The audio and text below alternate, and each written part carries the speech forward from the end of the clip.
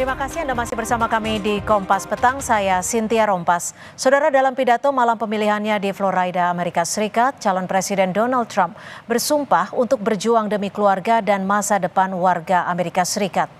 Dalam orasinya, Donald Trump berjanji bahwa ia tidak akan berhenti sampai mewujudkan Amerika yang kuat, aman, dan sejahtera. Trump juga menyatakan setiap harinya akan berjuang bagi rakyat Amerika Serikat. Saya akan berjuang demi Anda dengan setiap nafas di tubuh saya. Trump berterima kasih kepada rakyat Amerika atas kehormatan luar biasa terpilih sebagai Presiden ke-47 dan Presiden ke-45.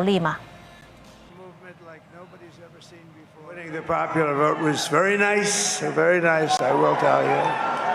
It's a great feeling of love. We have a great feeling of love in this very large room with unbelievable people standing by my side. These people have been incredible. They've made the journey with me, and we're going to make you very happy. We're going to make you very proud of your vote. I hope that you're going to be looking back someday and say that was one of the truly important moments of my life when I voted for this group of people. Calon Presiden Amerika Serikat dari Partai Republik, Donald Trump memenangkan suara sementara di salah satu negara bagian yang dikenal sebagai medan pertempuran atau swing state, North Carolina. Associated Press mengumumkan pada pukul 23.18 waktu setempat, Trump mendapatkan kekuatan suara elektoral negara bagian tersebut. North Carolina adalah salah satu negara bagian yang menjadi medan pertempuran sengit antara Trump dan rivalnya dari Partai Demokrat, Kamala Harris. North Carolina termasuk di antara swing states, yakni negara bagian yang tidak condong ke partai politik manapun. Dengan memenangkan North Carolina, Trump berpeluang besar mengamankan posisi untuk menuju kemenangan 270 dari 538 suara Electoral College.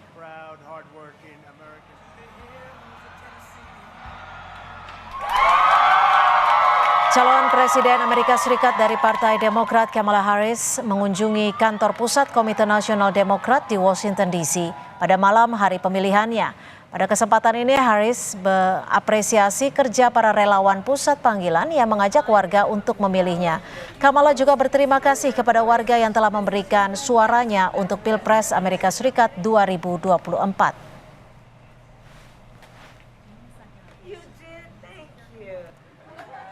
Kami kutip dari Associated Press, pukul 16.55 waktu Indonesia Barat, hasil perhitungan sementara pemilu Presiden Amerika Serikat, Donald Trump unggul dengan mengamankan 267 Electoral College dari 25 negara bagian atau 70.361.146 suara. Sementara Kamala Harris mengantongi 65.358.796 suara dan mengamankan 224 Electoral College.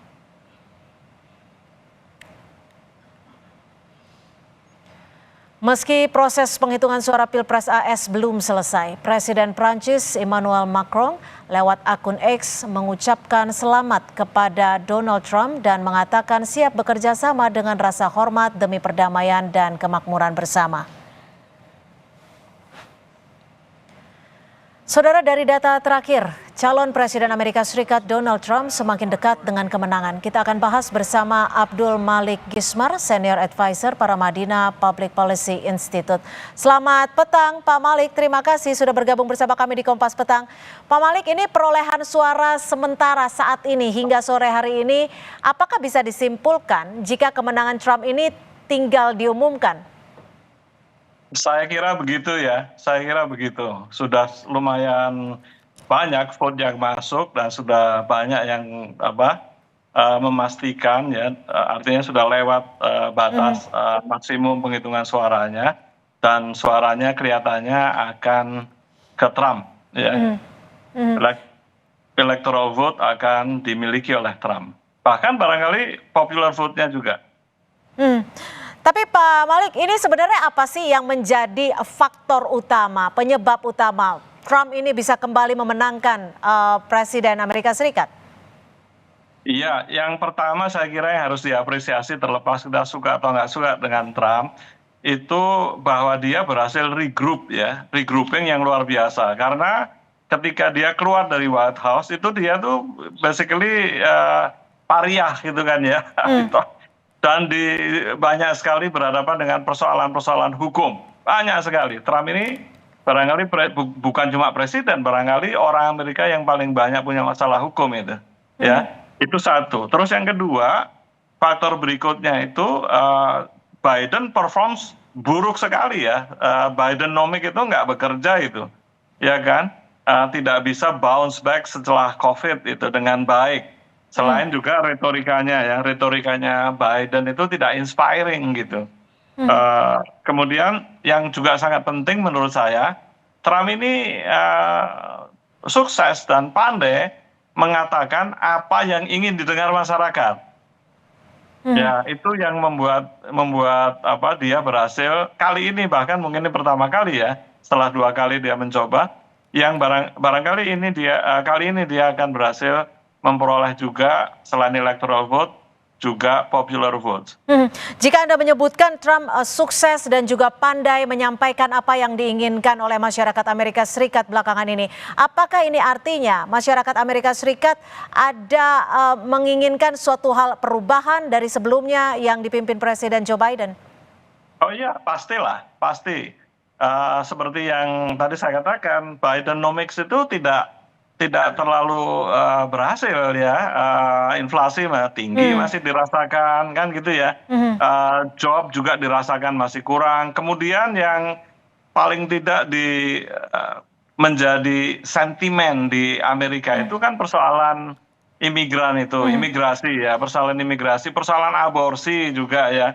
Yang selama ini imigran misalnya itu separuh paling tidak ya, separuh masyarakat Amerika yang sekarang ingin mendukung Trump itu kan menginginkan immigration policy yang lebih tough gitu ya. Jadi kalau kita kembali berkaca di Pilpres Amerika Serikat saat ini, apakah faktor Joe Biden yang juga membuat Kamala Harris ini jauh tertinggal dari Trump?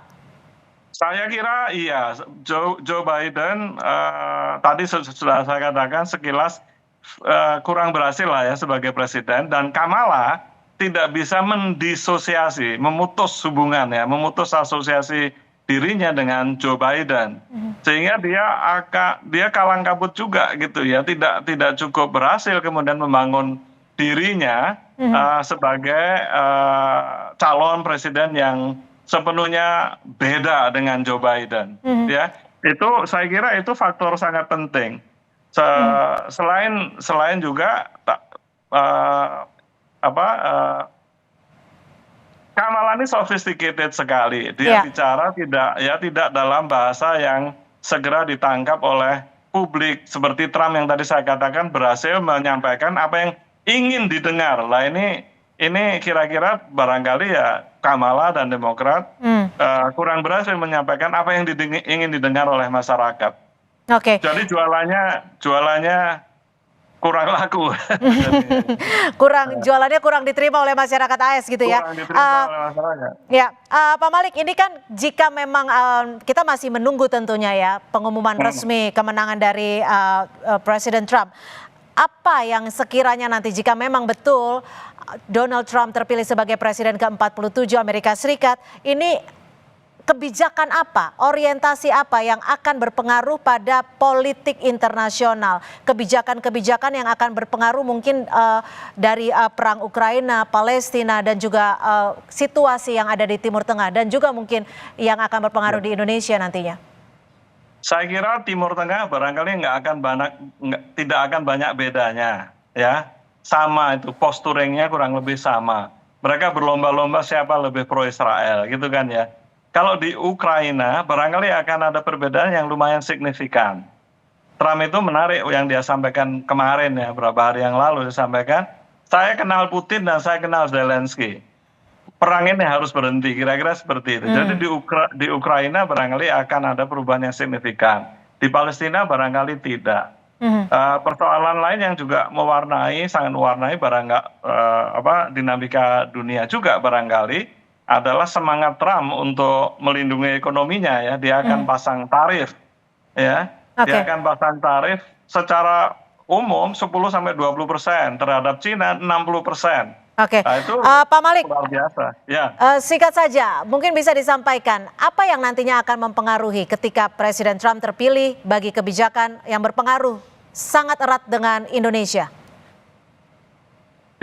Satu tarif tadi itu walaupun ekspor kita nggak terlalu besar ya, tapi kalau dikenai tarif barangkali akan lebih turun lagi gitu ya. Saya kira nggak terlalu banyak dampak karena postur geopolitik Amerika untuk wilayah di sekitar kita ini nggak akan berubah. Oke. Sama saja saya kira. Oke. Ya, Cina Selatan, Taiwan gitu Ya. ya, Pyongyang barangkali, tapi khusus terkait Indonesia barangkali nggak akan terlalu banyak Oke. berbeda. Baik, terima kasih Pak Abdul Malik Gismar, Senior Advisor Paramedina Public Policy Institute sudah memberikan perspektifnya di Kompas Petang. Selamat sore, Pak Malik.